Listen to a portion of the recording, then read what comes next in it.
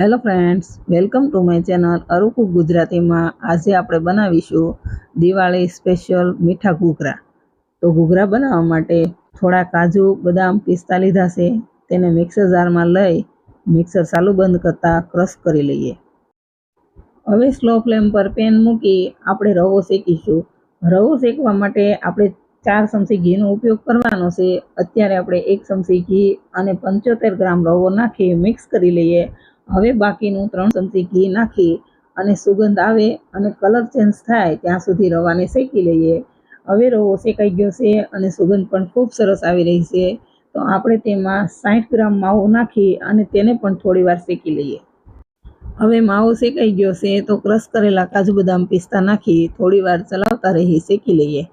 હવે આ શેકાઈ ગયું છે તો આપણે ગેસ બંધ કરીશું અને 4 ચમચી જેટલું કોપરાનું છીણ, અડધી ચમચી એલચી પાવડર નાખી આપણું પેન ગરમ છે તો થોડી વાર ચલાવતા રહી શેકી લઈએ. હવે બધું સરસ શેકાઈ ગયું છે તો નીચે ઉતારી બાઉલમાં કાઢી લઈએ. તૈયાર કરેલું સ્ટફિંગ ઠરે ત્યાં સુધીમાં ઘૂઘરાના કવર માટેનો લોટ રેડી કરી લઈએ. હવે એક વાસણમાં વાટકીના માપથી 2 વાટકી અને વજનમાં 200 ગ્રામ મેંદો લઈ ચાળી લઈએ. હવે તેમાં ચપટી મીઠું અને 2 ચમચી દળેલી ખાંડ નાખીશું.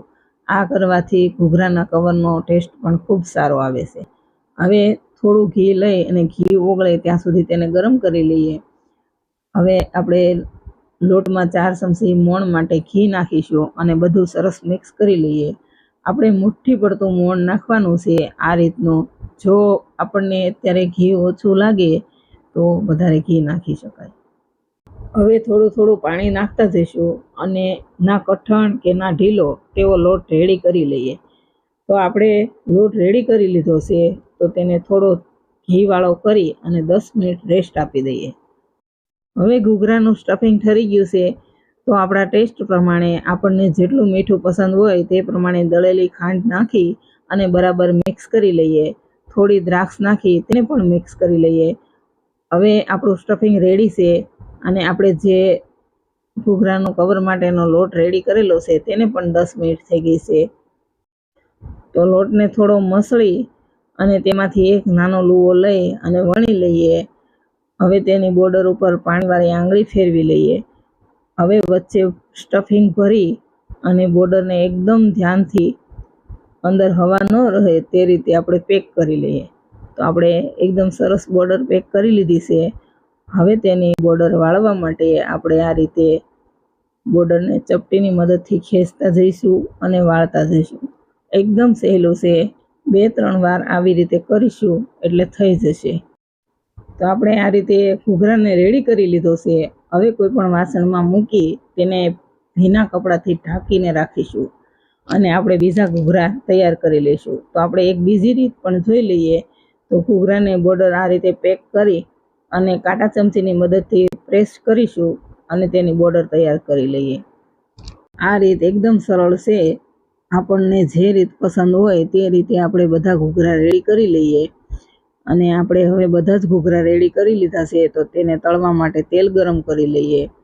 આપણે જો તેલની જગ્યાએ ઘીમાં તળવા હોય તો તળી શકાય. અત્યારે આપણે તેલમાં તળીશું. હવે આપણું તેલ ગરમ થયું કે નહીં તે જોવા માટે આપણે થોડો લોટ નાખીશું. લોટ તરત જ ઉપર આવી જાય એટલે આપણું તેલ રેડી છે. તો તેમાં આપણે ઘૂઘરા નાખીશું અને ગેસની ફ્લેમ સ્લો રાખીશું એટલે આપણા ઘૂઘરા અંદરથી કાચા ન રહે અને એકદમ સરસ ચડી જાય. હવે આપણે ઘૂઘરાને એકદમ તરત અડીશું નહીં.